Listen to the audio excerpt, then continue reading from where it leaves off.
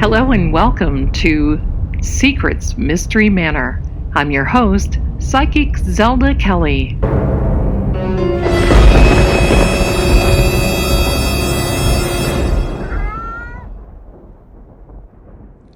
Warning: this podcast may contain sensitive material.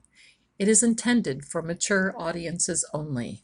Viewer and listening discretion is advised. Hello, and welcome to this week's Mystery Manor. I'm your host, Zelda Kelly, and today we've got a really good show ahead of you. We're going to talk about a couple of things, and I'm really excited to share with you today. It's a beautiful day. It is the weekend, the Friday before Valentine's Day. Happy Valentine's Day. The kitties are relatively quiet, so I thought it would be a good time to really get together with you and let's share a couple of stories.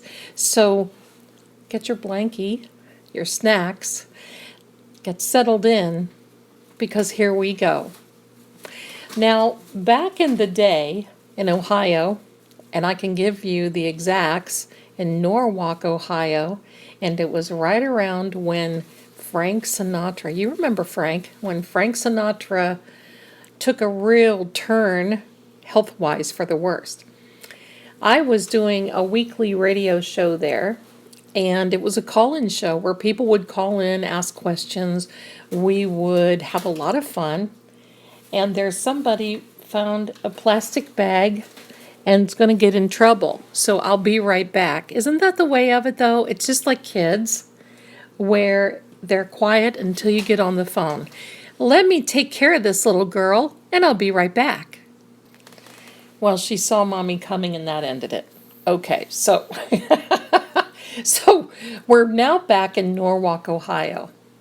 I'm on this radio show, and the station manager and the owners were mad at me because they wanted me to predict Frank Sinatra's death, because they also owned the newspaper and they were getting ready to have the first headlines in Ohio. I guess that was the thing, to be the first, right? They wanted to have the first headline in Ohio about the death of Frank Sinatra. Well, during the call-in show, I told them, that's not my gig. I don't predict deaths. That's not what we're here for. That's up to God. That's not me. I'm here for other things. So they kind of got mad. They had a bet with another newspaper. And so when they got mad, I said, you know what? Okay, I'm going to tell you what I know. He's not going to pass away right now. Well, that made them even madder, if you can imagine, because they were all set up. So during this show, I kept getting dirty looks, and I kind of figured that it may be my last show because of this, but that's okay. It turned out the way that it was supposed to be. Now, I'm going to tell you, this was about 25 years ago, if you want to know the truth, because my son was very small at the time. So, we have a call in, and it was a lady who was frantic, telling me about how they had picked up this particular item. It was a necklace at the thrift store locally, and how the lady at the thrift store told her that people had been buying this, and it kept being returned with no understanding why, or at least she wouldn't say. So she said that she was calling in for a friend, and this friend who bought this beautiful necklace was putting this necklace on. Now, it is a pearl necklace. It is very beautiful. It's got a very dainty and delicate clasp, and along with the necklace came this very dainty and delicate handkerchief. Now, back in the day, and I believe at least to the turn of the century and even beyond, 1900s. I keep saying the turn of the century. Hello, we're 20 years into that. 22 years. So get with it, Zell, right? Get with it. So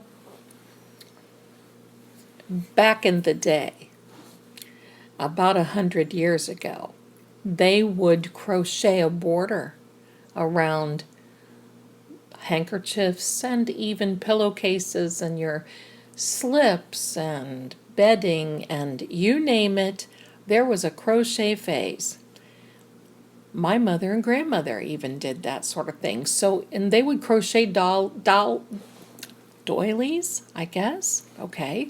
Little dresses for dolls, all kinds of different little things. I know that if you're listening and you can remember some of the things that your mother and grandmother maybe still do. I still like to crochet. So there's this beautiful, delicate crocheted edging around the handkerchief. It's kind of a bluish white thread, real pretty. They used to do this with embroidery thread. It was very, very nice. So this lady is practically in tears, telling me about her friend. Now, this was over the radio in the call-in show, telling me about her friend who said, you know, we are calling because we are at our wits' end. She said, my friend is in tears constantly. Since she bought this necklace, she has been seeing things. It's been quite horrible. And I said, well, what kind of things is she seeing? She said she put the necklace on to go to a dinner with her husband, and evidently it was a work dinner. During the work dinner, she kept seeing people. Now, this was at, I guess, a hotel, like a convention room. She kept seeing people walk in and out of this convention room, but then they would disappear. Or they didn't look like they quite fit in. Or they had a filmy look, or they were transparent. And she just kept telling all of these details. Now, her friend was there in the background because you could hear her say, tell her this, tell her that. And I'm like, just put her on the phone. No, no, no, she doesn't want to talk to you. She's afraid. Okay, that's fine. So she's going on, and now the switchboard is lighting up. And so are the eyes of the station manager and the owner. They're realizing that, wow, this audience had much further reach than what they had thought. And people were calling the station. You got to let me talk to Zelda. I have this, I have that, I have this. And so we were talking about this item. And she said, if I bring it to you, will you take it? And I said, well, yes, but I mean, I'm not going to have you come, you can drop it off here at the station. And of course, the manager and the owner are shaking their heads, yes, yes. So that was an encouragement to do that. And I said, well, yeah, drop it off here at the station. And she said, okay. She said, we're going to do that.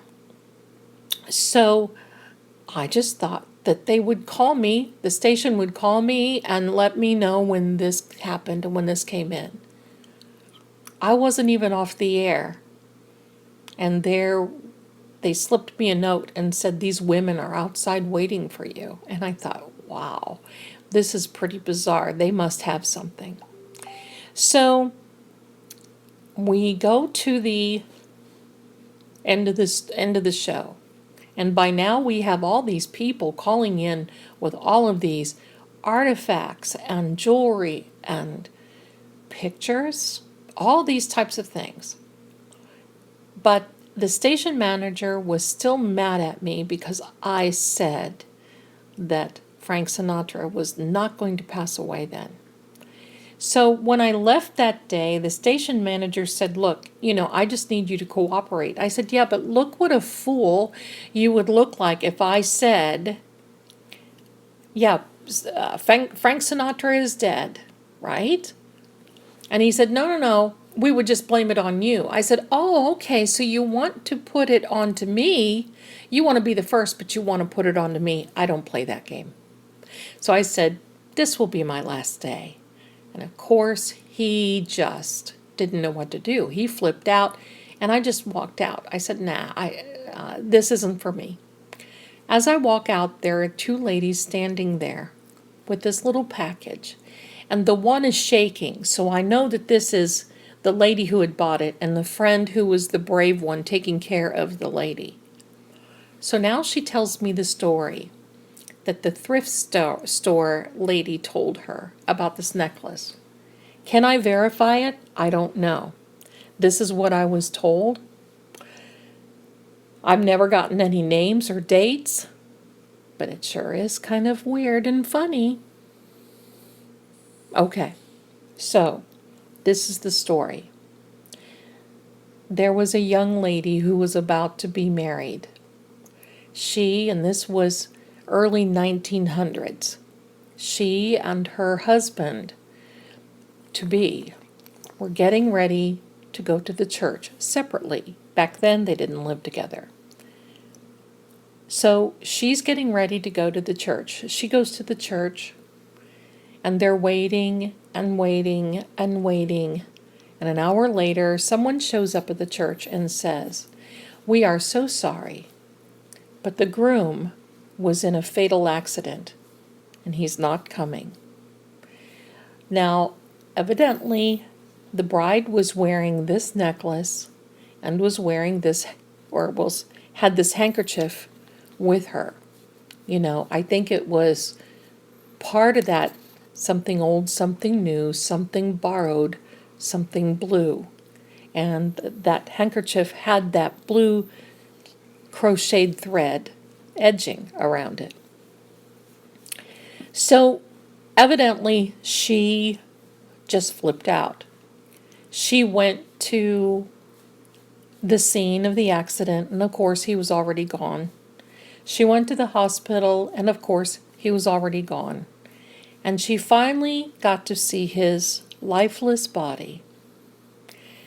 Well, she was on a search at this time, and she called everyone that she knew. And she had several dark arts practitioners try to come to her aid. She wanted to revive her man, her groom-to-be. Sadly, she tried everything. She did this and she did that, and she expected him to walk through the door. She expected to get a call from him. She wore her wedding dress for the next 3 days.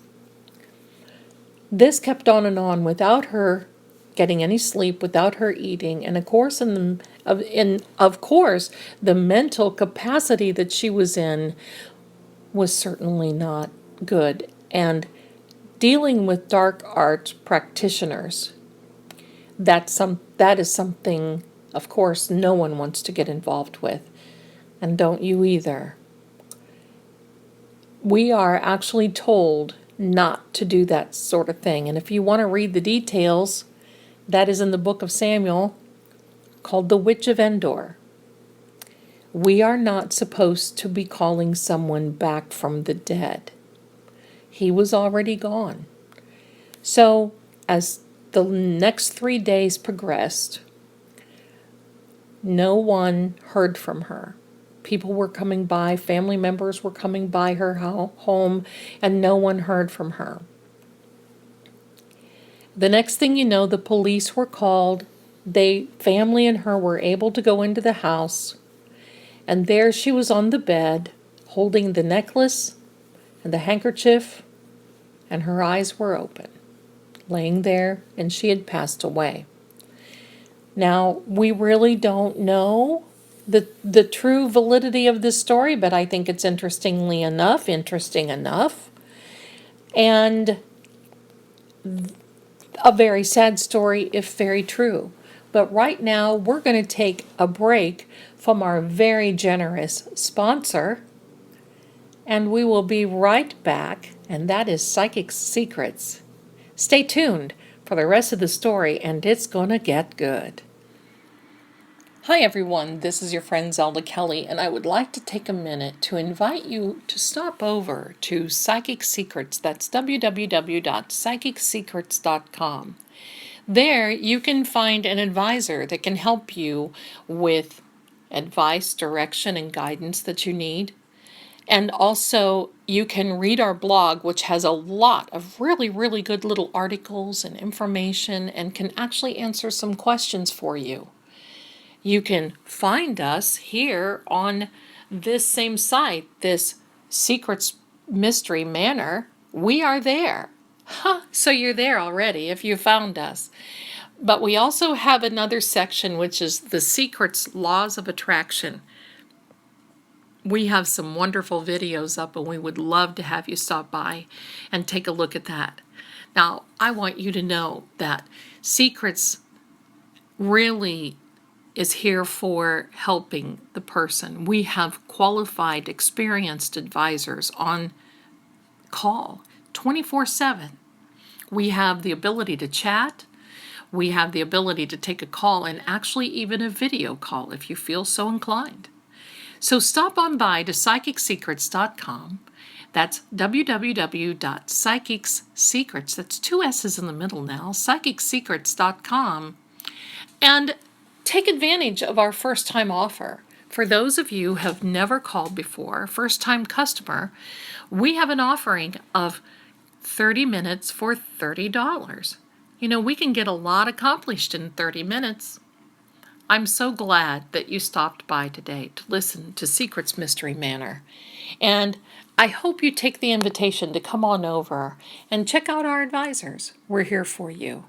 So thank you so much. And hopefully I'll see you soon and you'll see me on there. I'm extension 11. So back to our podcast. Bye for now.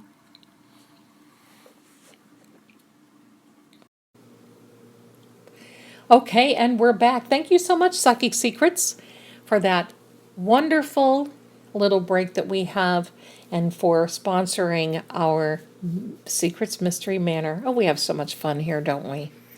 So here's the rest of the story.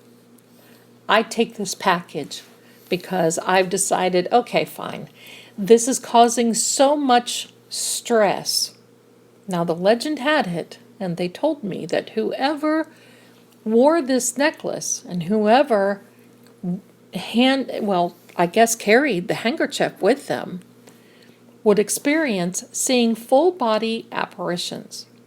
Now, I don't know where any of this, and I'm just thinking, okay, the store owner, because you know how those things are. Someone plants a seed and you start thinking about it and you get freaked out. And I'm not doubting, if you're out there and you were this owner of this necklace, I'm not doubting you. But at the same time, I want you to know that I believe you. And here's why. I took this necklace, this package home. Now, it was wrapped up. I never did look at it because I thought, I just really thought it was for their for their relief, honestly. So I mean, it could have been a rock on the inside, and I wouldn't have known. Truly, I wouldn't have known, and I didn't really care. And I thought, okay, so I lived in a big farmhouse in Ohio, and I loved it.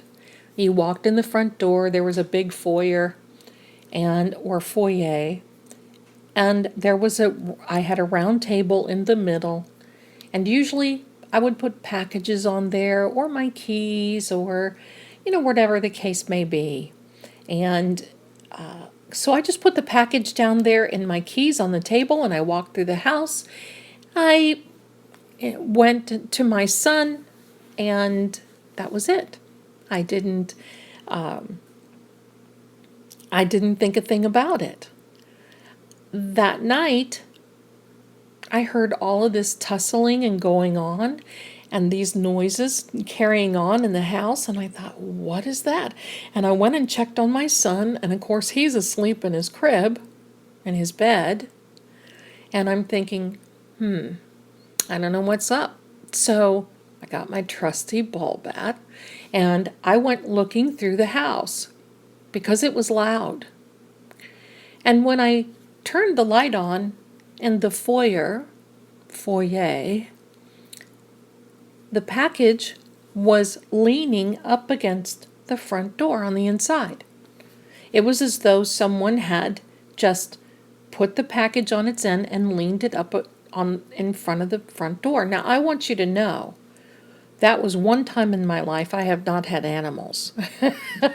I didn't have cats. I didn't have any. I had my son, and that was it. So I was thinking about this, and I thought, okay, and where are my keys? My keys were completely gone. So now I'm on a hunt for my keys, and my keys were actually on the table in the kitchen. Now, there was no absolute way that my son could have done that. There was nothing else in the house. Now, I had had some other activities with some paintings and, other things and people actually had given me artifacts over the years that I kept safe, like a Civil War knife that still had blood on it that was wrapped, and I actually had to bury it long ago to get rid of all that. Boy, that was some action, I can tell you. But back to the story. So I didn't think a thing about it. I put the package in one of those, Rubbermaid tubs with the lid on it, packed it in with some boxes, and didn't think a thing. So let's fast forward to 2020. It was October of 2020, I believe. 2020, I'm pretty sure it was. I was getting ready to do a Facebook Live. It was close to Halloween, and I had moved into, and this was after, over the years, a few moves, whatever, and I had that Rubbermaid tub with some books and that sort of thing, and the package was still in there, and I thought, you know what? That would be a great unboxing for Halloween. So I took it in my bedroom, closed the door, got everything ready, and I put some kitchen gloves on because I don't like to touch that sort of thing. You just don't know, right? You just don't know. So, oddly enough, I start opening this box. I start trying to record it. The lamp in my bedroom, the stand lamp, starts flickering. I start hearing knocking. My hair was pulled, and I'm thinking, holy mackerel, what is going on in here? So my hair is pulled, I'm hearing this knocking, I'm hearing all these things. Crazy, crazy, crazy stuff. So I start recording with my phone, and my phone keeps dying, and it keeps shutting off. And during the recording, I did not hear anything. I didn't have any other devices in my room. I was recording from a Bluetooth, and it was quite eerie. So I went back through and tried to piece together all the recordings that I had had, and I started hearing noises, and you could hear growls, and you could hear other huffing and this sort of thing in this video. Well, I know a few other friends that are paranormal investigators, and I actually sent the video to them. They couldn't debunk it. To this day, we don't know. I boxed that necklace and that handkerchief up, and I've not opened it again, and I don't plan on it.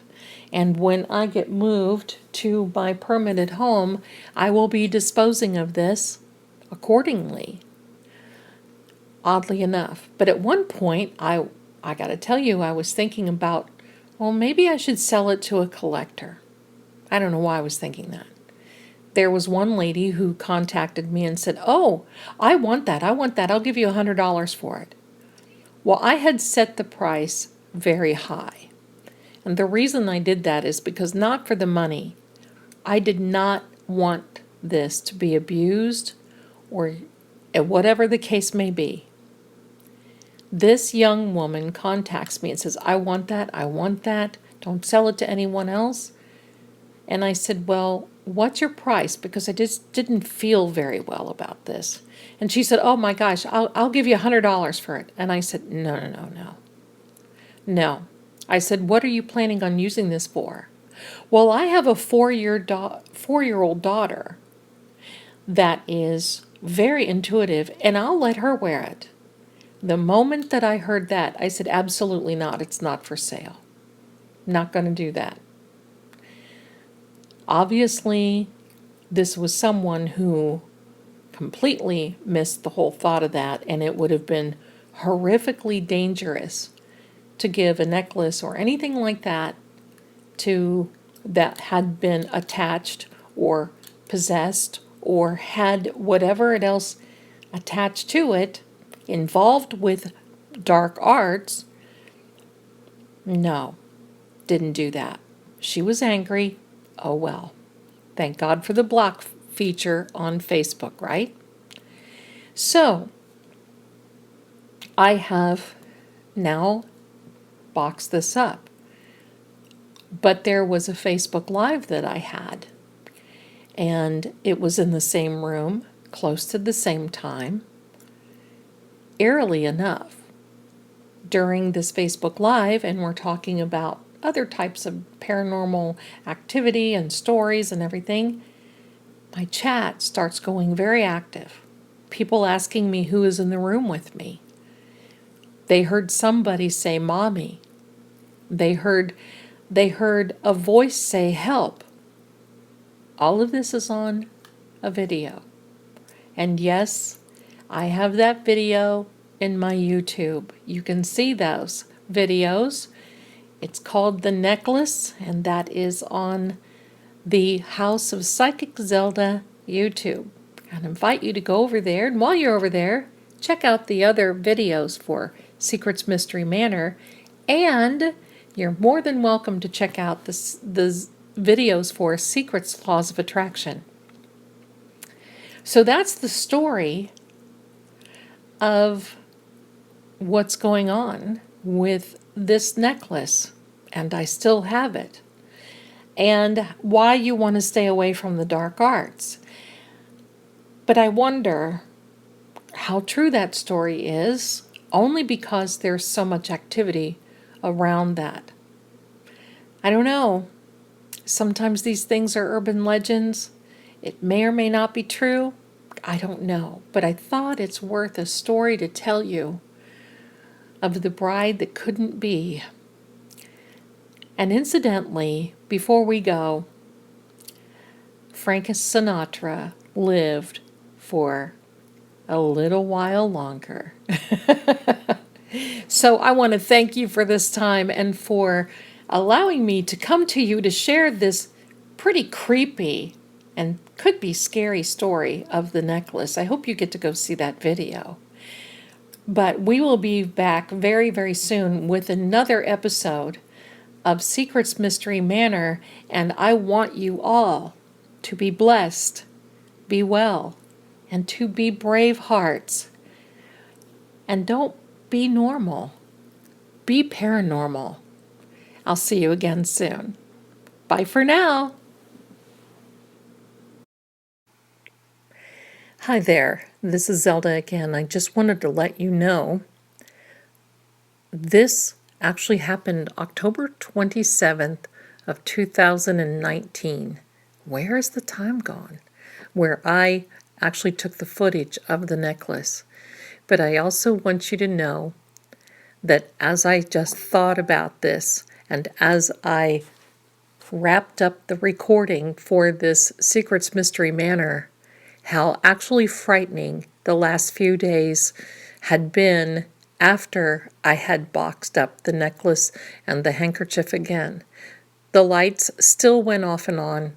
We heard noises during the night, and I actually slept on the sofa that night after this video was shot and uploaded to YouTube. So it was pretty scary, and it took me a little while to get rid of it. Thought I'd just add that little footnote. Hope you all are well, and thanks again. Talk to you soon. Until next time, thanks so much for listening. I just love this, don't you?